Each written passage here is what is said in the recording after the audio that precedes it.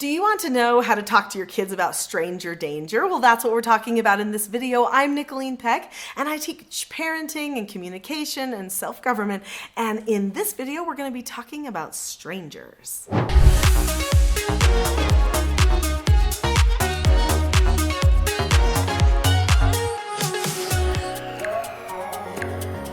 In this video, I'm hoping to share some insights into how you can talk to your children about strangers and not get them too worried, because I know that children sometimes get a little concerned when you start talking about strangers, and parents have this fear. They're like, I don't want my child to not trust people or to be so closed that they never talk to anybody. I want them to develop good social skills and good communication skills, but I want to keep them safe too. How do I do that? How do I not freak my child out? And so that's what we're going to be talking about in this video. And I have some insights that I think have not been shared before on this topic. So you're going to want to stay with me till the end, because I've got something that I'm going to be sharing with you that I think is going to give you a good gauge that you can share with your children so that they can have those communication skills developing, talking to people, but not putting themselves into danger. So you might think that talking to your children about strangers and about danger is just for when they're little. Now, of course, that is a time that we have to discuss it, but we also need to talk to the older children about strangers and other people too. Let's just be real. We know this. We live in a time where child trafficking is a bigger problem than it probably ever has been before. I don't know if we've tracked it before, but it's intense and we know it's a big deal. We know that there are more abductions and more attempts at abductions that are in the news, and they're happening like no other time. The other day I was at a family reunion, and one of the members of the family came up to me and said, "It's so good we're all together. Tell the kids to, just kind of like stay around the family because there was an attempted abduction at this park just 2 days ago." And I went, oh my word, it's everywhere. This kind of, I just keep hearing this kind of thing. Now, I don't know if you're like me, but as a parent, especially when my children were small, I really didn't want them out of my sights, because I knew that even though there are a bunch of amazing people out there, there are also a lot of perverts, a lot of people who would take advantage of children and hurt children. And so I needed to prepare my children. I was lucky because I did foster care for troubled teens when I had children who were still toddlers. And a lot of the teens that came into my home had a history of being abused or maybe even being an abuser. Now you're thinking, how in the world is this lucky? It doesn't sound lucky at all, but it was lucky for me and my children, I felt like, because at the very beginning, I had to create certain boundaries, have certain conversations with my children so that they would know how to keep themselves safe, because we were going to have people in our home that we were helping, that I was doing treatment care for, that possibly could be a danger. Now, luckily, a good report, there was never any danger like that happened to my children. We had very strict boundaries. My children had to stay with me all the time, or the foster children had to be with me all the time. They could never be alone together. That was just how it was. I mean, we had teens and babies. They didn't need to ever be together anyway. No one was going to be babysitting my babies. So I focused on the treatment. But that experience taught me that children are never too young to be prepared for how to keep themselves safe. So what I learned from that experience was that I needed to talk to my children about their bodies, okay? And about how their bodies were special. So we said, you have a really special body, and there are certain parts of your body that we always keep covered up because they are very special. And nobody ever gets to touch those parts of your body unless it's, mommy or daddy or a doctor that is with mommy and daddy and are helping you because maybe you're sick or you have an owie or something like that. But otherwise, you have to keep your body special, which means you can have a bubble around you. So I told my little children, you can have a bubble. So mommy and daddy, you can come and cuddle and hug us. And grandma and grandpa, you can give hugs and cuddles if you want to. But for other people, you probably want to keep a safety bubble around you so that those people don't ever get a chance to touch your special body. And if anyone tries to touch your special body and you don't want them to, then you can say, no, right? You can tell them that they can say no, and you can run away from that person. This is something that I had to teach my children to live in my home. When they were teeny tiny, I'd say, you have to stay with me. You have a special body. Nobody ever gets to touch it. You can have a bubble around you. And so then there were times where with the foster children, they would maybe play games a little bit with me, with the other children. So they would get the opportunity to bond and to have fun experiences with the younger children, which I did know would be very therapeutic for them. But my children were never at risk during this time. So let's talk about when you don't know the person. So you do need to keep the children safe when they know a person, because sometimes abuse happens with somebody that they know. In fact, you do need to know that the majority of sexual abuse that happens to children actually occurs from peers, okay, from friends, not necessarily from adults. In fact, there are people at the school and peers, school staff and peers. Those are just some of the top 2 categories of people that actually sexually abuse children. Those people would usually be considered trusted by the children, which is why you do need to talk about boundaries for keeping themselves safe, that they always need to stay with somebody. Even when they're talking to a teacher or an adult, they don't ever go and be with that person alone.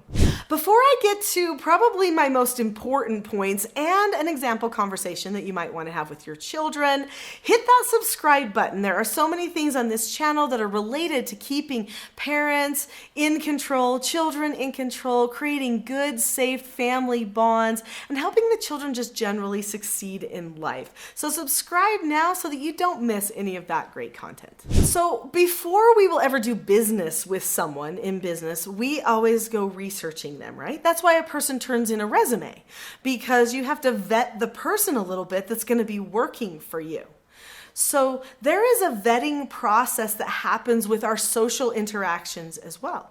Or at least there always has been. Even on social media, we vet. I don't know if you've recognized yourself doing this, but somebody might friend you and you don't know who they are. And then you think, well, let's see, we have mutual friends. That person's also friends with this person, and we're kind of on the same page with things. So maybe this person is a good person to get to know. Maybe, it's okay to be their friend on social media. This is the vetting process.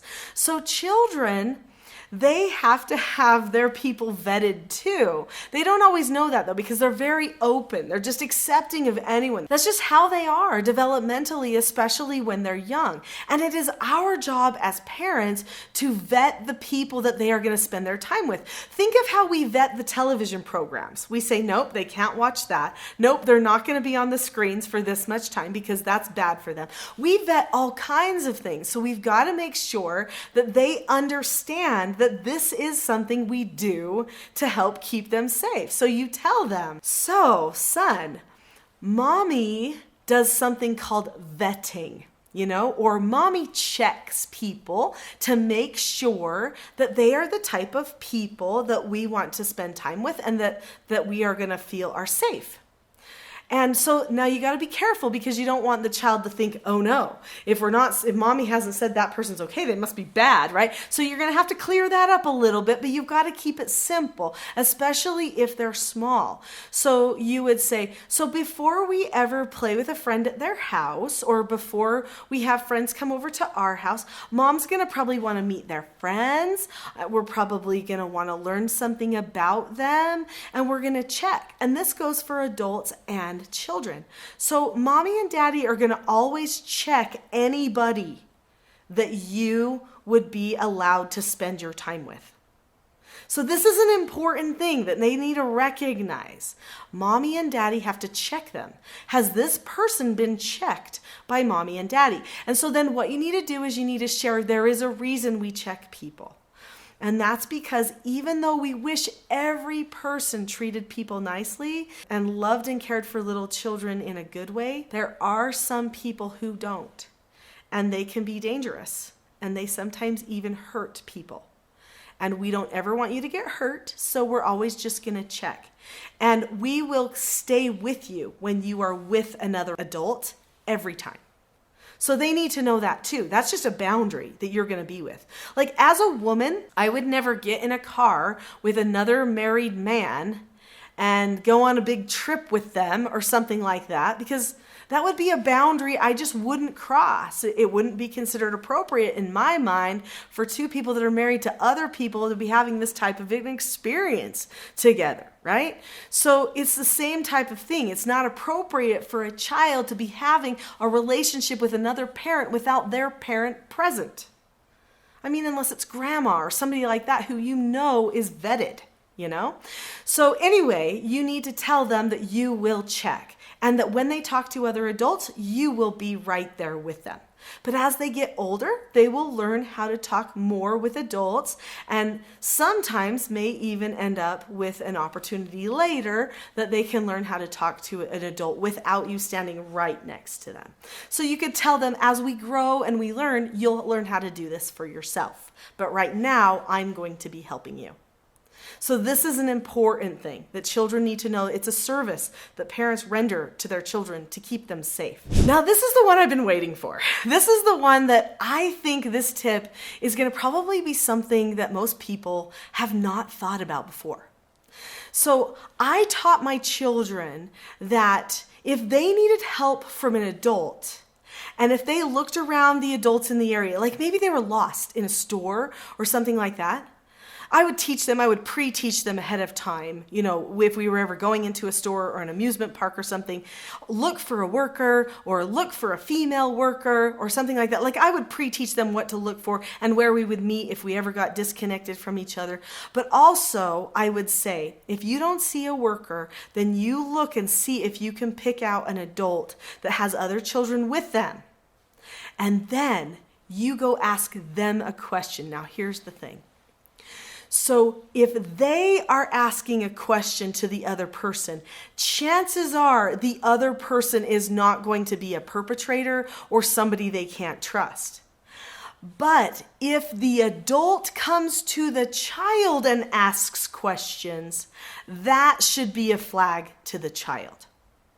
So that's a key thing that I'm not sure people talk about. So we prepare our children for success, but we don't explain if you have to ask an adult a question, chances are that adult is probably not going to hurt you. Keep your bubble, keep safe, but probably they're not going to hurt you because you're going to them for help. But if there is an adult or even another child that is coming and asking you to do something that you wouldn't normally do, or an adult would not normally ask you that kind of a question. If they're asking you a question, then you've got to say, wait a minute. They are asking me something. I don't think I have to answer that. In fact, I can just say, no, I'm not answering that and just get away if I want to. So you've got to teach them it's okay to run away, of course. But this is the one thing. And when I made that difference in my young children's minds, they were like, oh, that makes sense. Because if a person wants to hurt me, they're going to try to get close to me and come ask me questions. Yes, that's right. Now, please make sure that you do explain that some children do actually hurt and perpetrate other children. And this is why we have to keep our boundaries really secure. There are things that are no answers. I do teach my children a skill called accepting a no answer. This really does help them understand that other people should be using that skill too, and that they should be able to give that no, and those no answers should be accepted. So if you want to learn more about that, you can find more on my website. But for right now, I want to share with you something that is so special. I've done a free class for everybody who has watched this video. And the free class is called The Expectation Trap versus the Cycle for Success. This will help decrease anxiety and frustration for you and for your children. It will improve bonding and help you learn some of the skills you need to correct some of the problems in your family and with your children in a calm way. So if you've enjoyed this, then please join me for that next video, The Expectation Trap versus the Cycle for Success now.